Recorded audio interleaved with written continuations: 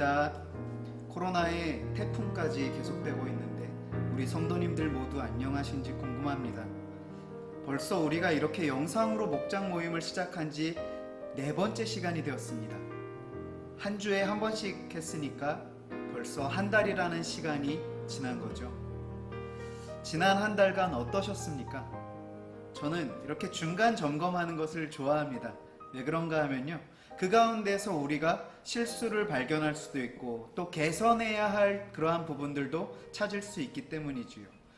또 새로운 마음으로 시작할 수 있는 그러한 계기도 될 수 있기 때문에 이렇게 중간 점검하는 것을 좋아합니다. 우리 성도님들도 이렇게 한 달이 되어가는 이 시점에서 우리의 이 목장 모임, 영상으로 하는 이 모임이 어떠하셨는지를 한번 돌아보시면서 점검해 보셨으면 좋겠습니다. 오늘은 지난 한 달 동안 우리 목장 모임 책과 영상을 이렇게 대하시면서 느끼셨던 점들, 느꼈던 그러한 장단점들을 한번 생각해 보시고요. 그 생각들을 한번 정리해 보셨으면 좋겠어요. 그래서 혹시 정리하신 내용들, 생각들을 우리 유튜브에 댓글로 달아주셔도 좋고요. 아니면 너무 개인적인 의견이라서 이렇게 공개하시기에 좀 힘드신 내용이라고 한다면 우리 교역자들에게 전달해 주셔도 좋을 것 같습니다. 아마 예상하기로는 많이 어려우셨다라는 의견들이 다수일 것 같은데요. 그 부분에 대해서는 1차적으로는 제 책임이 가장 크죠.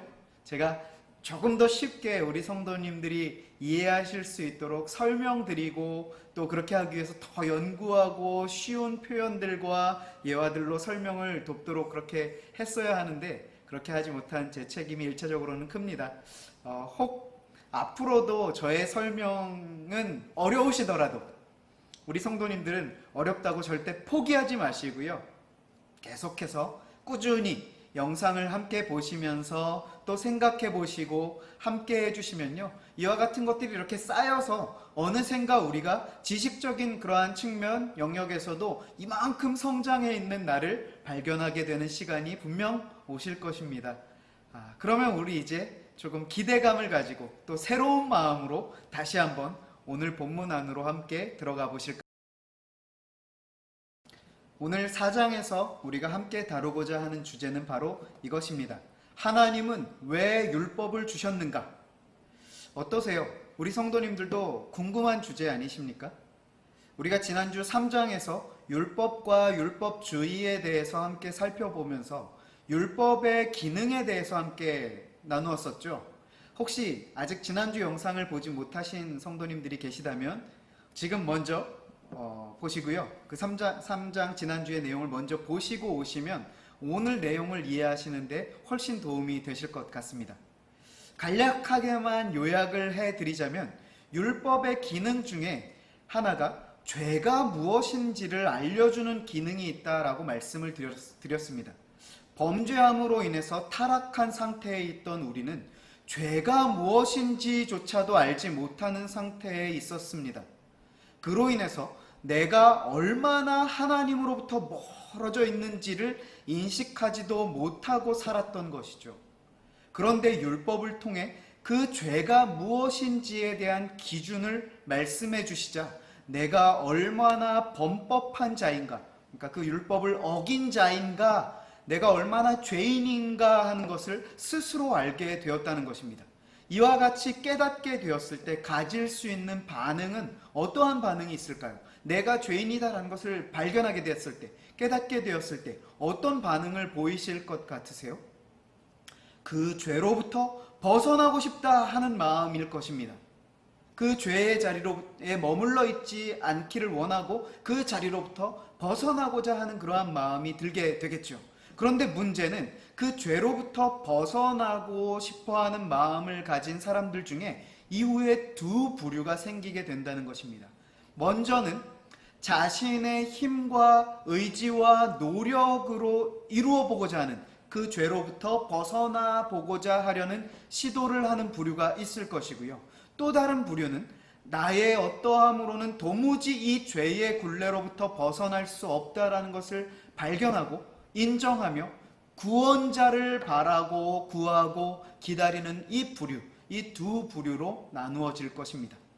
바로 여기에서 나의 힘과 의지와 노력으로 하나님과 올바른 관계의 자리로 나아가려고 하는 그 시도를 하는 것이 율법주의라고 했습니다. 쉽게 말하자면요, 나의 힘으로 구원을 이룰 수 있다라고 여기는 것이죠. 이것은 분명 잘못된 것이고 어리석은 시도입니다. 하나님께서 율법을 주신 목적과도 맞지 않는 것이죠.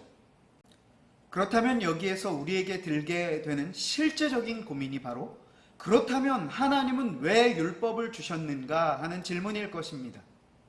어찌 보면 지난주 내용 가운데 율법의 기능적인 측면과 더불어서 답변을 찾아볼 수 있을 것 같은데요, 그것보다 조금 더 본질적이고 중요한 차원에서 하나님께서 율법을 주신 이유와 목적을 오늘 함께 나눠보고자 합니다.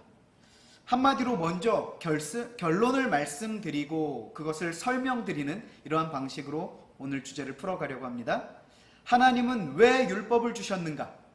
결론은 우리를 구원하시기 위함입니다. 자, 어떠세요? 결론을 말씀드렸는데도 뭔가 시원하게 한 손에 잡히지가 않으신가요? 율법을 주신 것과 우리를 구원하신다는 것에 이 연결이 쉽지 않아서 그러실 것 같습니다.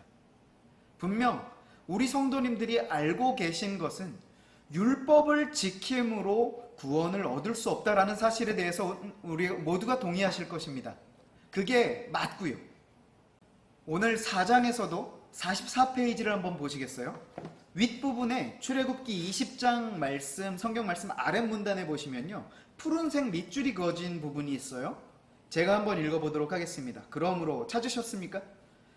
그러므로 율법은 원래 하나님이 사람들을 구원하기 위해서 주신 것이 아니라 사람들로 하여금 그들의 죄를 깨닫게 함으로써 하나님의 은혜를 은혜되게 하기 위해서 주신 것입니다.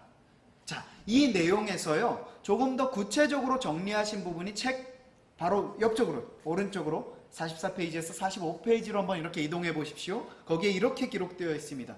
율법은 원래, 찾으셨습니까?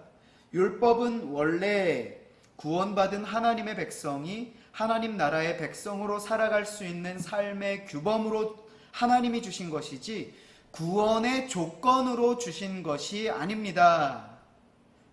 자, 어떠십니까? 이해가 가세요?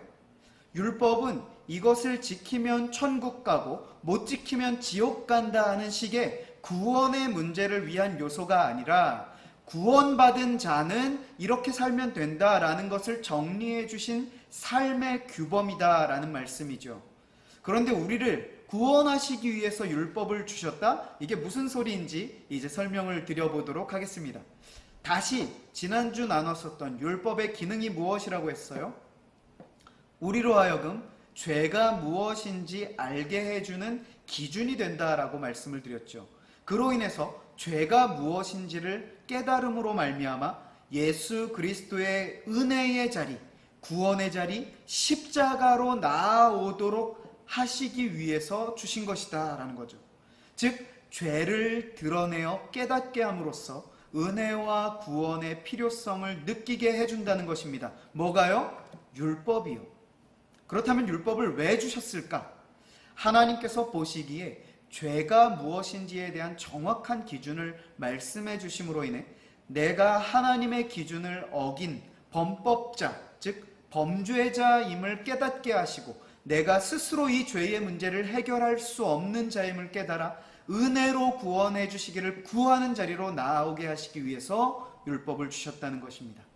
자, 이것은 제 말이 아니라 45페이지 중간 문단의 내용을 약간만 풀어서 설명을 드린 것입니다. 나중에 다시 한번 읽어보시면 좋을 것 같고요. 조금 더 쉽게 이 예를 들어서 설명을 드리자면, 혹시 우리 성도님들 스포츠 가운데 축구 좋아하십니까? 축구 경기는 발로 하는 스포츠이죠. 축구의 경기 규칙에도 여러 가지 규칙이 있겠지만 그 중에 대표적인 규칙은 골키퍼를 제외한 모든 선수들은 손으로 공을 만져서는 안 된다라는 규칙이 있습니다. 자, 그런데 만약에 농구 선수가 축구 경기를 하게 되었습니다. 이 농구 선수는 자신이 코트에서 하던 습관대로 자신에게 오는 공을 어떻게 해요? 손으로 받아서 바닥에 튕기면서 달려갔습니다. 어떻게 되었을까요? 레드카드를 받고 퇴장당하게 됩니다. 왜냐하면 축구 경기 규칙을 어겼기 때문이죠. 만약에 축구 경기에 정확한 규칙이, 이 기준이 없다면 이것을 제재할 기준이 근거가 없을 것입니다. 농구 선수가 나는 원래 이렇게 경기하는 선수이고 우리 경기에서는 이렇게 하는 게 맞아 라고 항의한다면 할 말이 없겠지만, 다행히도 축구 경기에 정확한 규정이 있기에 그 농구 선수가 축구 경기 규칙을 어겼다라는 것을 알게 된 것과 같습니다. 이와 같이 하나님 나라의 경기 규칙이 무엇인가를 알려주신 것이 바로 율법이라는 사실입니다. 그래서 율법은 그 안에서 시합을 하는 우리가, 성도가 경기 중에 어떤 규칙을 위반했는가를 알 수 있게 해줍니다. 그렇게 규칙을 어겼을 때 시합에서는 파울했다라고 합니다. 그렇게 파울을 범했을 때 그 명확한 경기 규칙이 있기 때문에 내가 규칙을 어겼구나 하고 깨달음과 반성을 할 수 있게 되는 것이죠. 바로 율법을 주신 이유가 이것입니다.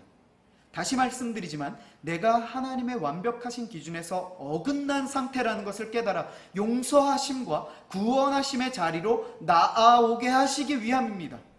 그래서 책 45페이지 중간에 보시면요, 종교개혁가 마틴 루터의 말을 인용하고 있는데요, 이렇습니다. 오직 죄인만이 의인이 될 수 있다라고 말했습니다. 자신의 죄인임을 알 때만 하나님의 은혜로 구원을 받아 의인이 될 수 있다는 뜻입니다. 즉, 내가 구원이 필요한 죄인임을 아는 자에게 십자가의 구원이 효력이 있다는 것이죠. 그래서 예수님께서 누가복음 5장 31절 32절에서 이렇게 말씀하십니다. 예수께서 대답하여 이르시되 건강한 자에게는 의사가 쓸데없고 병든 자에게라야 쓸데있나니 내가 의인을 부르러 온 것이 아니요 죄인을 불러 회개시키러 왔노라. 병든 자에게 의사가 필요하듯이 죄인에게 예수님의 십자가가 필요하다는 것입니다. 스스로 의인이라고 여기고 계십니까? 십자가의 은혜가 날마다 필요한 죄인이십니까? 교회는 의롭고 선한 사람들이 모인 곳이 아니라 범죄하고 타락하고 부패해서 예수님의 십자가가 아니면 방법이 없는 죄인들이 모인 곳이라는 사실입니다. 오늘 내용을 정리하겠습니다.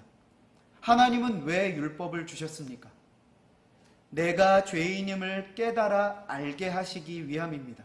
이유는 우리는 범죄하고 타락해서 하나님께서 우리를 구원하셔야 하는데 자신이 의사가 필요한 병든 자임을 알지 못하면 치료받을 수 없고 살 길이 없기 때문입니다.